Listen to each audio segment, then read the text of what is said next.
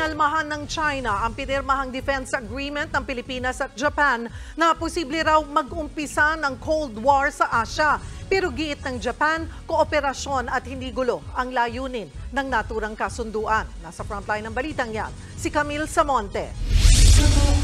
Pinalagan ng Japan ang akusasyon ng China na may tina-target umanong bansa ang nilagdaan nilang Reciprocal Access Agreement o RRA kasama ang Pilipinas kahapon. Ang RRA ang magtatakda ng mga pamantayan para sa joint training at military operations ng dalawang bansa. Tiyempo ang pagpirma ng kasunduan dahil sa patuloy na tensyon sa South China Sea. Kaya tingin ng China, nagkakampihan ang dalawang bansa laban sa kanila. Sa isang pahayag, iginiit ng Beijing na hindi dapat maging banta sa kapayapaan sa rehiyon at sa interes ng ibang bansa ang kasunduan ng Japan at Pilipinas. Hindi raw kailangan sa Asia ang anumang military bloc na posibleng mag-umpisa ng Cold War. Huwag daw sanang kalimutan ng Japan ang ginawa nito noong World War II at maghinay-hinay pagdating sa mga usapin tungkol sa militar at seguridad. Pero buwelta ng Japan, wala silang balak makipagyera. Hindi raw dinisenyo ang RRA para labanan ang kahit anong bansa.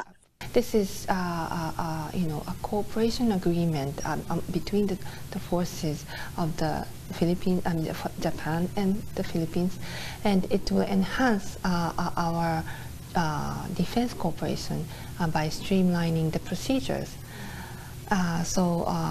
This is will be important for us. The Japan and the Philippines and also the neighboring countries because we will be able to enhance our capabilities in sustaining the peace and stability in the region. Para sa Tokyo, importante ang pagpapanatili ng rules-based international order para maiwasan ang gulo. Kaya suportado raw nila ang posisyon ng Pilipinas sa West Philippine Sea, partikular ang 2016 Arbitral Award na pumabor sa atin. Like-minded countries sharing the fundamental values need to cooperate to uphold this international order based on rule of law. And this RAA agreement is also will be a very important mechanism, tool, framework for the two countries. Kahit naman pirmado na, kailangan pa ring dumaan at maaprubahan ng Senado ang Reciprocal Access Agreement. Kung si Senate Minority Leader Coco Pimentel naman ang tatanungin, dapat daw economic nature na lang ang mga pinapasok nating kasunduan para mabenta abroad ang mga lokal na produkto. Habang si Senate President Cheese Escudero naman, pabor sa RRA para may malalakas na kaalyado ang Pilipinas.